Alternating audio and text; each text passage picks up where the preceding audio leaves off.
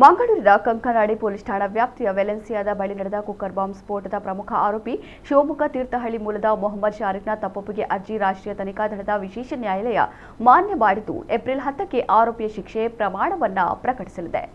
3 ತಿಂಗಳ ಹಿಂದೆಯೇ ಆರೋಪಿ ಮೊಹಮ್ಮದ್ ಶಾರಿಕ್ ತಾನು ಕೃತ್ಯ ಎಸಗಿದ್ದಾಗಿ ತಪ್ಪೊಪ್ಪಿಕೊಂಡು ಎನ್ಐಎ ವಿಶೇಷ ನ್ಯಾಯಾಲಯಕ್ಕೆ ಅರ್ಜಿ ಸಲ್ಲಿಸಿದ್ದ. ಈ ಅರ್ಜಿಯನ್ನು ಇದೀಗ ನ್ಯಾಯಾಲಯ ಪುರಸ್ಕರಿಸಿದೆ.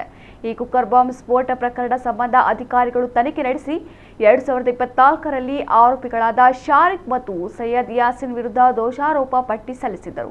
ವಿಚಾರಣೆ ವೇಳೆ ಆರೋಪಿ ತಾನು ನಿರಪರಾಧಿ, ಯಾವುದೇ ಸ್ಫೋಟ ಪ್ರಕರಣದಲ್ಲಿ ಭಾಗಿಯಾಗಿಲ್ಲ ಎಂದು ವಾದಿಸಿದ್ದ. ಆದರೆ ಕಳೆದ ಡಿಸೆಂಬರ್ನಲ್ಲಿ ತನ್ನ ವಕೀಲರ ಮುಖಾಂತರ ಎನ್ಐಎ ವಿಶೇಷ ನ್ಯಾಯಾಲಯಕ್ಕೆ ಕುಕ್ಕರ್ನಲ್ಲಿ ಐಇಡಿ ಇಟ್ಟು ಸ್ಫೋಟ ಮಾಡಿದ್ದೇನೆ, ನನಗೆ ಪಶ್ಚಾತ್ತಾಪವಾಗಿದೆ ಎಂದು ತಪ್ಪೊಪ್ಪಿಗೆ ಸಲ್ಲಿಸಿದ್ದ. ಬಳಿಕ ನ್ಯಾಯಾಲಯ 3 ತಿಂಗಳ ಕಾಲ ವಿಚಾರಣೆ ನಡೆಸಿದ್ದು ನ್ಯಾಯಾಲಯದಲ್ಲಿಯೂ ತಪ್ಪೊಪ್ಪಿಕೊಂಡಿದ್ದಾರೆ.